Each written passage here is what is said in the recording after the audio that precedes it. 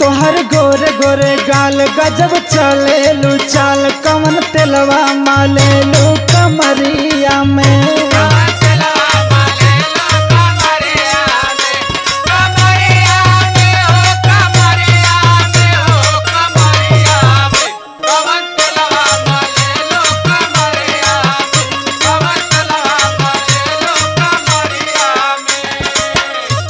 यही से कहली कि 2-4 ले पढ़ला तो नाही तू तो पुलिया गोरबा।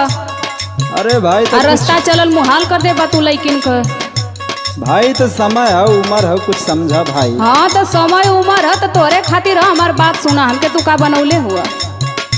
अपन आदत सुधार हमसे बोला ना दोबारा।